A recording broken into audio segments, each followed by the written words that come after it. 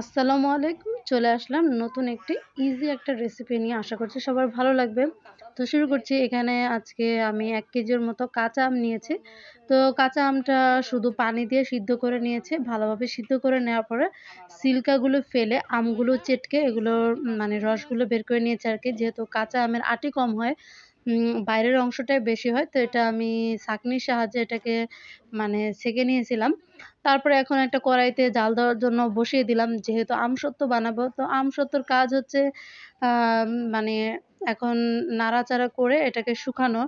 আচার হোক আর আমসত্ত্ব হোক সেটার কাজই হচ্ছে খালি নাড়াচাড়া অনবরত করতে হবে। আ এটা একটু কষ্টের কাজ। কিন্তু একটু কষ্ট করলেও কিন্তু মিষ্টি পাওয়া যায়। কারণ একটু কষ্ট করে বানালে কিন্তু খেতে খুবই ভালো লাগে।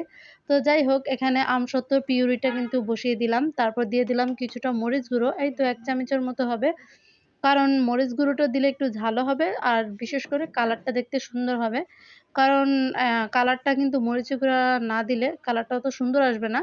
তো মরিচের গুঁড়া দেওয়ার কারণে কিন্তু কালারটা সুন্দর এসেছে। তারপর দিয়ে দিয়েছিলাম পরিমাণ মতো চিনি। যে যেরকম মিষ্টি খায় আরকি সেই পরিমাণে দিবেন। আমি আমার পছন্দ মতো মিষ্টি দিয়ে দিলাম আরকি। তারপর এখানে কিছু চিলি ফ্লেক্স মানে মরিচ আ এগুলোকে চিলি ফ্লেক্স করে নিয়েছি। আর হচ্ছে পাঁচফোড়ন গুঁড়ো করে নিয়েছি। তো এখন এই তো চারদিক থেকে নাড়াচাড়া দিয়ে এটাকে খুব ভালো করে শুকিয়ে নিচ্ছি। তো আমার আমটা কিন্তু অনেকটা টক ছিল, যেই কারণে আমার প্রায় অনেকটাই চিনি লেগেছিল।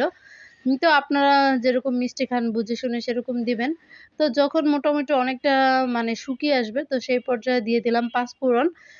তো আম যেরকম মানে যেই পরিমাণে বানাবেন সেই পরিমাণে দিয়ে দিবেন আন্দাজ করে।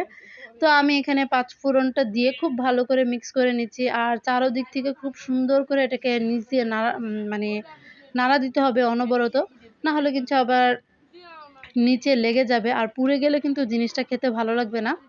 আর কাঁচা আমের আমসত্ত্বটা কিন্তু খেতে খুবই ভালো হয়। যদিও মানে একটু চিনি বেশি লাগে। তো আমার চিনি মনে হচ্ছিল যে আরেকটু লাগবে, তাই চিনি আরেকটু দিয়ে দিলাম।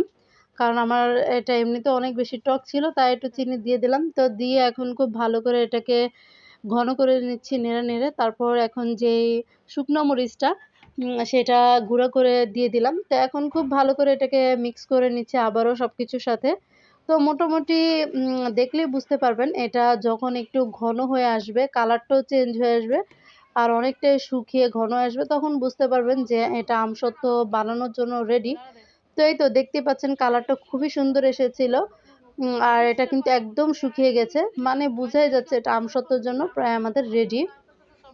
তো এটা কাজ হচ্ছে এখন ঢেলে নেওয়া। তো আপনারা কে কোথা থেকে আমার ভিডিওটি দেখছেন প্লিজ কমেন্টে জানাবেন।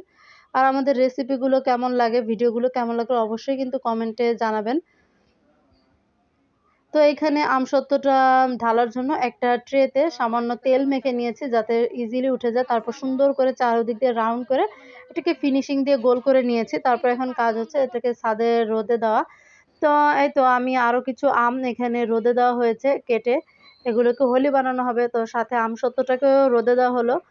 তো যেহেতু কড়া রোদ, এক রোদেই মোটামুটি এটা শুকিয়ে গিয়েছিল খুব ভালোভাবে।